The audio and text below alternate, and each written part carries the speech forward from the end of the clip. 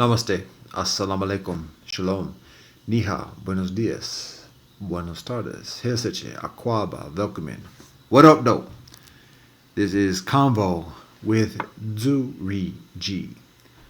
I am Zuri G, aka Peter Johansson OCC. And this is a podcast about mélanger wisdom and righteousness. So that warrants a certain definition of terms. Mélanger is a term that signifies mixed heritage, mixed experience.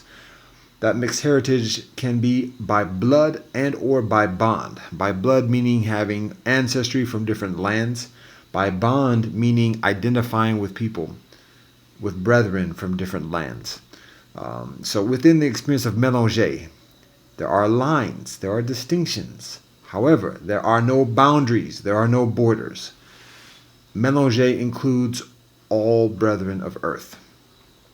Now, that wisdom and righteousness. Wisdom can be understood as knowledge of self, that knowledge of the divine presence that exists within each of us and with all beings, respect and appreciation and harmony with that. And the way we strengthen that, as Confucius teaches us, as Socrates teaches us, is through our songs, through our stories, through our rituals. That's the wisdom.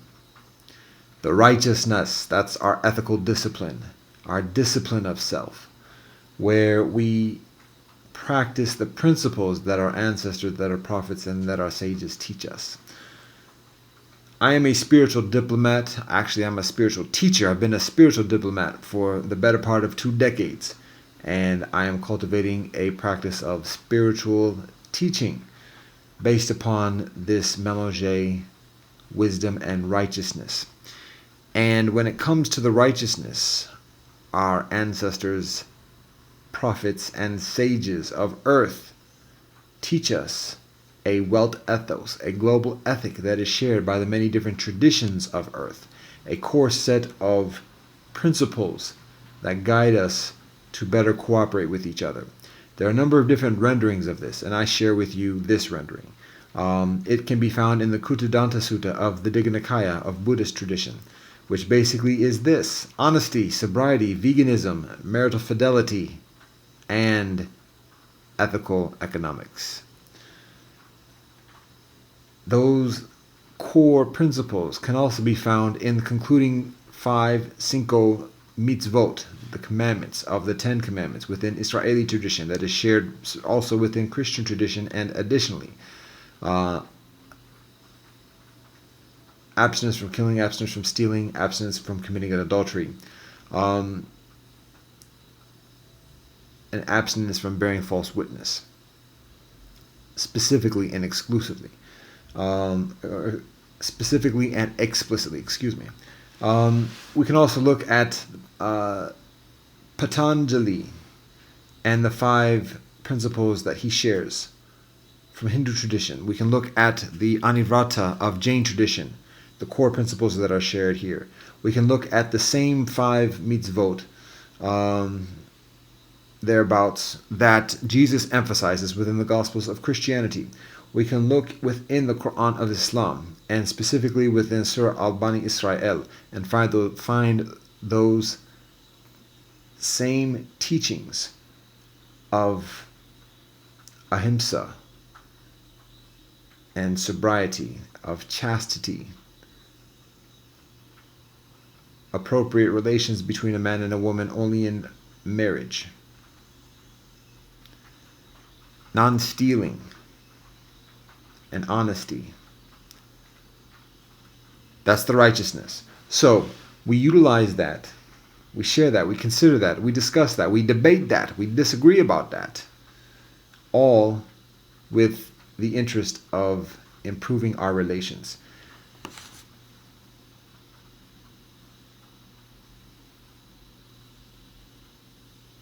In all the different respective endeavors of humanity and humanoids. Mélanger experience is an ancient experience. It is an established and widespread experience had by over 100 million people on this earth. And yet it is still in the nascent stages of being established as a readily recognized conventionality with systems and institutions. A number of decades ago, a number of activists, leaders, begin to organize and advocate our mixed heritage experience. Amidst this, one auntie, Dr. Maria Root, establishes and pens the Bill of Rights for people of mixed heritage, which I recite at this moment. I am reading from the Bill of Rights for people of mixed heritage. I have the right not to justify my existence in this world, not to keep the races separate within me, not to justify my ethnic legitimacy, not to be responsible for people's discomfort with my physical or ethnic ambiguity. I have the right to identify myself differently than strangers expect me to identify myself differently than how my parents identify me, to identify myself differently than my brothers and sisters, to identify myself differently in different situations. I have the right to create a vocabulary to communicate about being multiracial or multi-ethnic, to change my identity over my lifetime and further than once, to have loyalties and identification with further than one group of people, to freely choose whom I befriend and love. This is established nearly 40 years ago. And it helps to establish a foundation of activism, of community building, of organization building, policy advocacy, community outreach, family counseling, and additionally within our Mélanger diaspora, specifically on this continent of Turtle Island in the Western Hemisphere, but also globally. And numerous institutions emerge since then, particularly within the past 20 years, continuing through today, and we continue to build.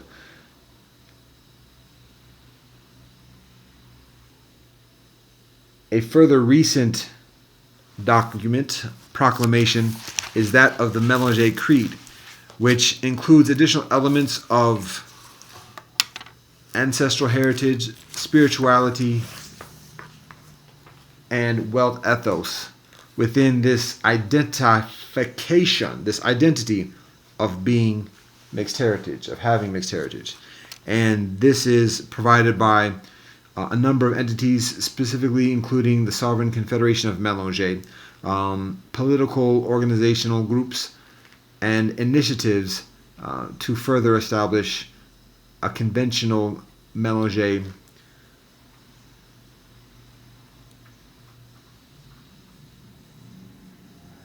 experience, systems and institutions. This is the Mélanger Creed.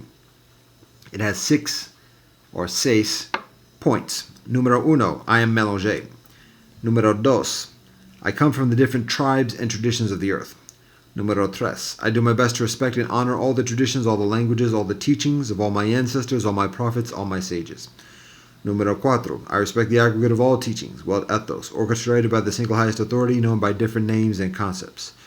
Cinco, I establish my individual authority through my discipline of wealth ethos. Seis, I recognize Mélanger is, all else being equal, second-class citizenship to native indigeneity. So, these are some of the proclamations that inform, that shape, that advocate our Mélanger, our mixed heritage experience. This is a podcast, a series of convos that are built around the experience of being mixed. It ain't all about being mixed, and all the convos ain't with people who identify as mixed per se. Yet, it is shared through the perspective, through the insight, through the experience of myself, being mixed, myself, Mélanger, and collectively being Mélanger, being in harmony with each other, acknowledging and respecting our differences, and building through our commonalities. That's what this podcast is about. The format of these episodes, of these sessions, are intended to be between 30 and 60, 30 and 60 minutes, half an hour to an hour. Um, there is an identified topic of convo, and we have a top 3 list for that convo. But before we get into it within each episode, I share an introduction of the topic, how I meet the person I'm talking with, and then I invite the person to talk about their ancestry, whatever that ancestry is, and to share the heritage, the legacy that that person comes from, and that the person continues in this life. And then from that, we get into the topic of conversation and share a list of 3 points of each of those on that topic, and build a conversation around that list. And then we wrap up each conversation according to the formula, with the invitation for the person I'm talking with to share a message for the 7th generation. That is a principle, a concept, a discipline, particularly coming from our native brethren, recognizing that in making decisions that face or that involve our community, making significant decisions, to always have in mind how that decision affects the 7th generation, generation numero siete. So it is a matter of respect for all our relations that exist today, our human relations, our relations within our tribes and communities, our relations with the botanical realm, the plants, the elements, but also our ancestors that become before us and our progeny that proceeds from us as well. So that's the format for each podcast episode or session. Now, my skills are comparatively modest. I've been doing joints for over a decade. Most of it dolo style, and with less concern about format and structure. So it requires some discipline on my part to adjust to this format. The tech is a little bit new. It ain't complicated, but it takes some acclimation. And my repertoire up through today is video recording on YouTube and additionally. So the realm of audio is new. It's one thing to talk dolo style. It's another to talk conversationally. In talking conversationally, I tend to be invested when it's a sit-down conversation, and concentrate on what the other person is saying. And I like to ask questions and I like to listen. In addition to just sharing what I have to say. In the element of a podcast, there's the audience, there's the recording device, and additional things to take into consideration and to concentrate upon. So I have to adjust to that as well. The general stilo is based on the notion of the spirit of the conversation. So I intend to continue with my repertoire of being very minimalistic and simplistic when it comes to editing, and pretty much not editing at all. There's a propensity of maybe doing some blurbs or something like that if called upon, but other than that, just keeping the convo as it is with the breaks, pauses, awkwardness, whatever, because there again is a spirit within the conversation, and it's beneficial to have a sense of that continuity, and the vibe that's being communicated. So that's the general intention at this point. I already actually record some convos with brethren already, and way longer than intended. So it's being shared as is, but with the intention of learning and applying those lessons in future iterations, God willing. So that's where things stand. Now, one additional component with the podcast for myself personally is the inclusion of a support mechanism for people who appreciate what is shared here, to provide sustenance, food on the table, to continue this endeavor. But even in doing that, we abide by ethical protocols. We emphasize fair trade, vegan, cooperatives, and purchasing things through wholesale arrangements, but that requires some arrangements, that requires some doing, and so our crowdfunding mechanisms are geared towards completing those types of purchases, ethics-based purchases and pragmatic purchases like groceries and stuff like that, that are less available through those wholesale methodologies. And As far as a personal introduction of myself, I just recorded one that's 2 hours long, and I'm recording this one as an adjusted version. So this is the one I'm planning to go with, and perhaps I can share the next one on as an archive later on from the library. I am establishing a website for this joint and giving some information on the website with links. There's already a lot of information about what I do as a spiritual teacher. I can share that my ethnicity is the earth. My religion is the earth. Straight up. I can be increasingly specific to draw some lines for those who find it helpful. My ancestry specifically includes West Africa, East Africa, Northern Europe, the native nation of Seminole, the Muskoki speaking.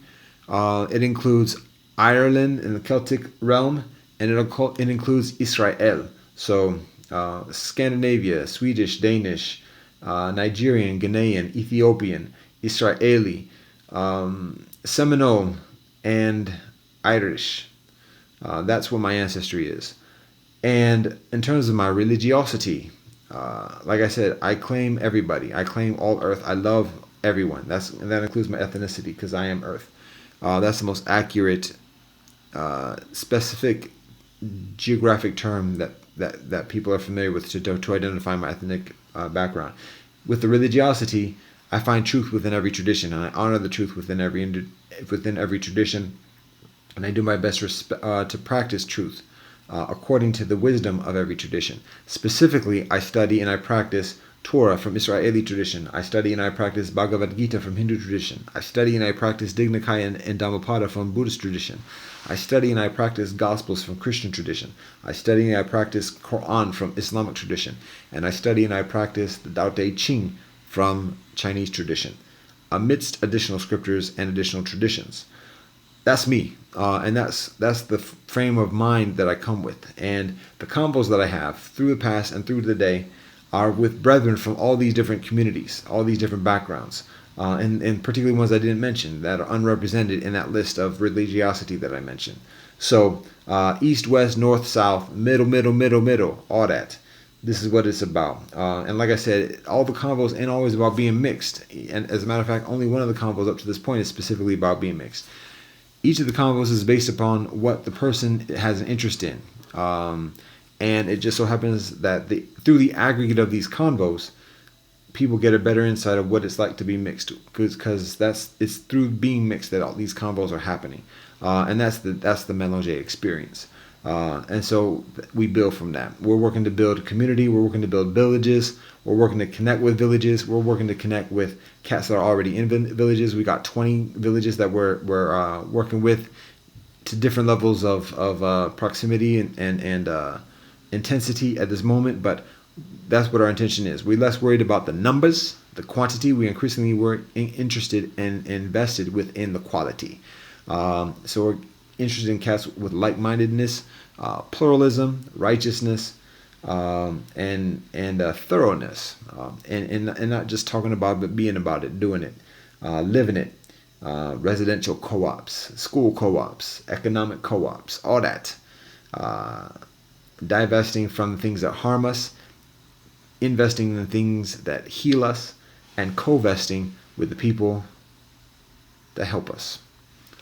That's what I think of with H at the moment. My personal intention with this podcast is to further cultivate and encourage the evolution from predatory behavior into non-predatory behavior amongst humanoids and human beings. To be encouraged to find the opportunities to be harmonious with each other and not feed upon each other and feed off of each other in a harmful way, in a demeaning, dehumanizing, devaluing, debilitating way. And again, we do that through our songs, we do that through our stories, we do that through our rituals that encourage us, that inform us, that teach us about our ethics, the principles that bring us together in harmony and prosperity and well-being. That's what this is about. And that's about it. Namaste, assalamu alaikum, shalom, zaijian, adios, te chakaris, esempina asamugu, kelik ofred. One love and peace.